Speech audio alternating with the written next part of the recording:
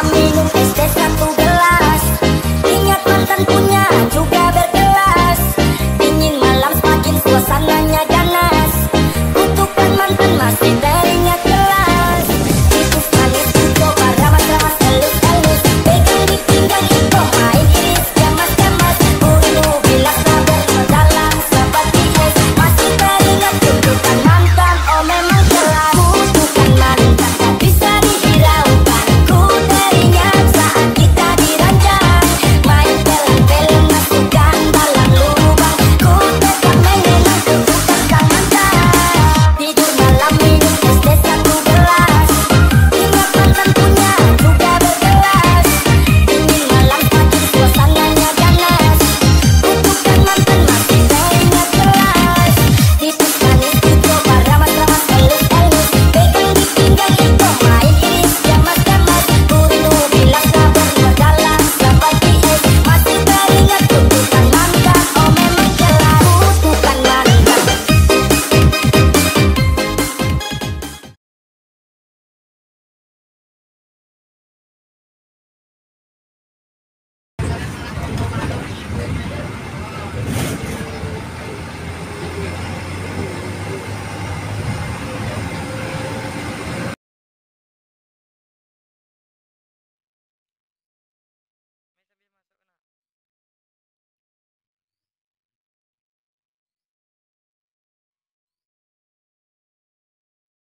Hai guys, di sini kita akan melaksanakan praktikum biologi yang berjudul Keanekaragaman Hayati Pantai Camplong atau ekosistem keanekaragaman hayati Camplong. Di sini kita akan tujuan praktikum. Adapun tujuan yang ingin dicapai dalam pelaksanaan praktek lingkungan ini adalah untuk mengetahui ekosistem pantai secara langsung yang meliputi apa saja yang pada ekosistem pantai tersebut, dan diharapkan setelah mengetahui ekosistem pantai agar siswa maupun masyarakat umum yang menonton video untuk melindungi dan melaksanakan ekosistem pantai tersebut. Landasan teori. Secara sederhana, ekosistem dapat diartikan sebagai suatu sistem ekologi yang terbentuk oleh hubungan timbal balik antara hubungan makhluk hidup dengan makhluk yang hidup dengan lingkungannya. Ekosistem lingkungan hidup yang saling mempengaruhi ekosistem pantai merupakan ekosistem yang ada di wilayah perbatasan antara air dan daratan. Yang terdiri dari komponen biotik dan abiotik. Komponen biotik pantai terdiri dari tumbuhan dan hewan yang hidup di daerah pantai. Sedangkan komponen abiotik pantai terdiri dari gelombang arus, angin, pasir, dan batuan, dan sebagainya. Istilah pantai diacu dengan pemakaian antara pesisir dan pantai. Definisi pesisir adalah daerah di tepi laut yang masih mendapatkan pengaruh laut seperti pasang surut, angin laut, rembesan air laut. Sedangkan pantai adalah daerah di tepi perairan yang dipengaruhi oleh air pasang surut yang tertinggi dan rendah. Daerah daratan adalah daerah yang terletak di atas dan di bawah permukaan daratan, mulai dari dimulai dari batas garis pantai. Daerah lautan adalah daerah yang di atas dan di bawah permukaan lautan yang dimulai dari batas garis pantai.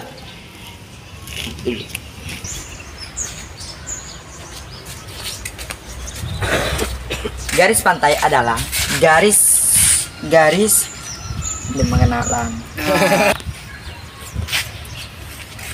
Garis pantai adalah garis batas pertemuan antara daratan, air laut di mana posisinya tidak tetap dan tidak berpindah sesuai pasangan surut air laut dan erosi yang terjadi.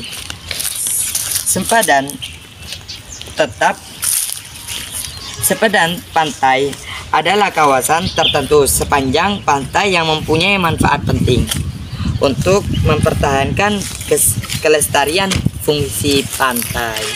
Dan selain itu, kita akan cari jenis ekosistem laut. Nah, ciri-cirinya ada 3 macam. Yang pertama itu pantai berbatu, yang kedua pantai berpasir, yang ketiga pantai berlumpur. Cuman hanya di Camplong, di sini kita mengutrikan di Camplong itu hanya terdapat pantai berpasir doang. Dijelaskan tadi yaitu pantai berpasir yaitu di Camplong. Pantai berpasir merupakan hiburan yang sangat dinamis di mana struktur fisik habitatnya digambarkan dengan adanya interaksi. Nah, di contoh alam ini kita adanya interaksi antara energi gelombang ini dikeluarkan melalui pergerakan airnya yang membawa pasir pantai ke laut wilayah pantai pada saat gelombang besar dan membawanya kembali ke pantai tersebut. Keluar wilayah pantai pada saat gelombang keadaan tenang. Pantai berpasir merupakan tempat yang dipilih untuk melakukan berbagai aktivitas reaksi. Organisme tentu saja tidak tampak karena faktor-faktor lingkungan yang beraksi di pantai ini membentuk kondisi di mana seluruh organisme mengubur dirinya dan substrat. Adapun kelompok makhluk hidup yang mendiami habitat ekosistem pantai berpasir terdiri dari kelompok invertebrate dan macroinvertebrate.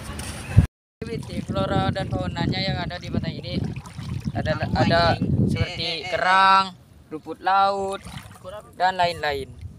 Saya akan mendiskusikan tentang flora fauna yang ada di pantai Camplong ini. Ini lagi ngapain itu? Lagi ngapain itu? Kita samperin aja dulu. Mip, lagi ngapain Mip? Lagi nyari kepiting. Oh, nyari kepiting. Om Tam. Oke, kita kali ini akan menuju tempat para organisme kepiting itu sedang mengumpul. Dan nampaknya ketika banyak sekali yang menguburkan diri sendiri karena takut terancam, karena mereka merasa terancam. Para organisme kepiting-kepitingnya ini sedang berada di daerah sini, guys. Dan berjalan sangat panjang, guys, dari sini hingga ke sana, guys. Termasuk di kakiku ini juga ada banyak ini. Ini, guys, sangat banyak, guys. Ini bintik-bintik merah ini, guys. Para organisme kepitingnya, guys. Yes. Di sini kita selanjutnya akan meneliti organisme yang ada di perairan laut yang berada di pantai Camplong. Oke, ini tadi kepiting yang tadi, geng. Yang barusan tadi yang banyak itu, geng. Ayo, Mip. Kita meneliti yang di bawah laut, Mip. Bagaikan SpongeBob SquarePants. Wow, apa aja nih, geng? Oh, banyak sekali gang lumut-lumut, geng. Dan ini rumput laut di sana banyak, geng. Batu karang sangat banyak sekali di sini. Dan kita jalan pelan-pelan, kakinya rasanya sakit sekali kalau lewat.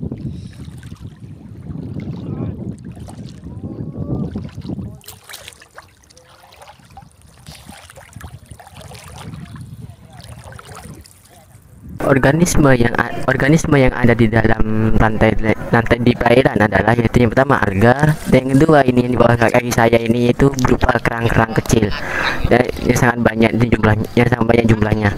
Yes, setelah kita ke bawah, kita akan menuju ke atas lagi. Kita akan meneliti pohon-pohon yang ada di depan situ, okay? Meneliti pohon-pohon itu. Burung api masuk. Tak bisa masuk. Geng, ini banyak kepiting, geng. Kepiting ini, geng. Banyak sekali, geng. Rumput laut terdampar di sini.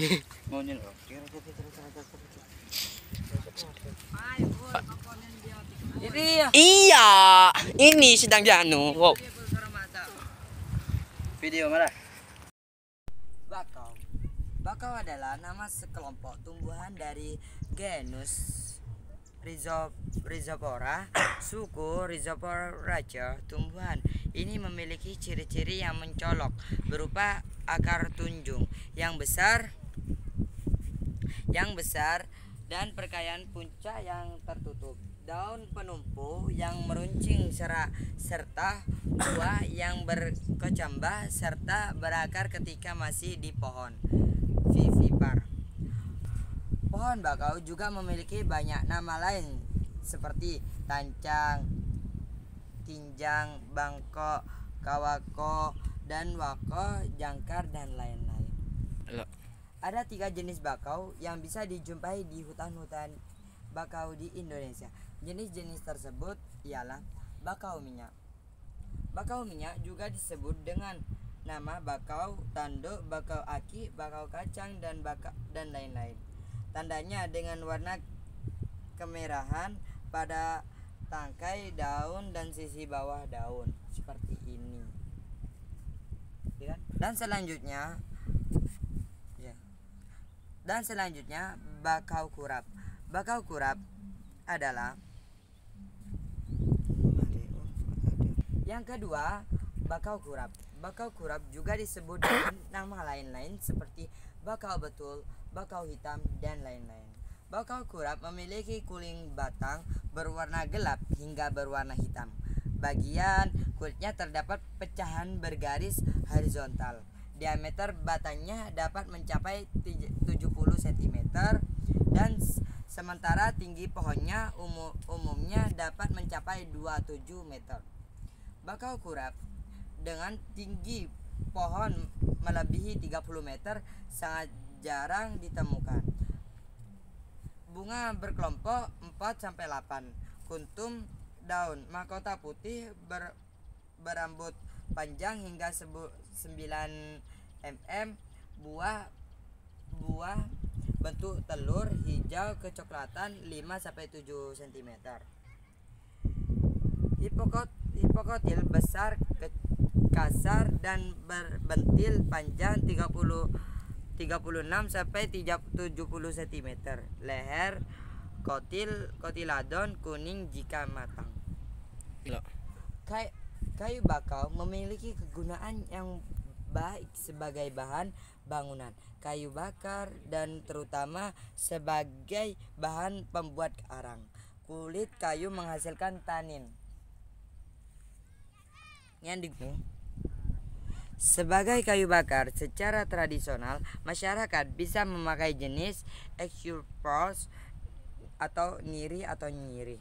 Sedangkan untuk bahan bakau pembuat arang bisa dipakai Rhizopora. Sedangkan penggunaan kulit kayu bakau untuk diambil taninnya hampir tidak terdapat. Tumbuhan ini termasuk ke dalam marga Clophyllum yang mempunyai sebaran cukup luas di dunia, yaitu Madagaskar, Afrika Timur, Asia Selatan dan Tenggara, Kepulauan Pasifik, Hindia Barat, dan Amerika Selatan. Di Indonesia, nyemplung tersebar mulai dari Sumatera Barat, Riau, Jambi, Sumatera Selatan, Lampung, Jawa, Kalimantan Barat, Kalimantan Tengah, Sulawesi, Maluku, hingga Nusa Tenggara dan Papua.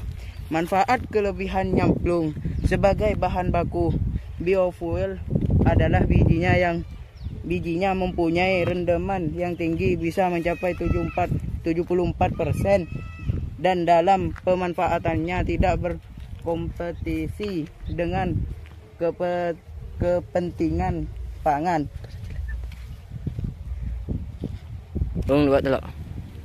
Keunggulan nyemplung lain ditinjau, prospek pengembangan dan pemanfaatan lain antara lain adalah tanaman dengan regenerasi mudah dan berubah sepanjang tahun yang menunjukkan daya survival yang tinggi terhadap lingkungan.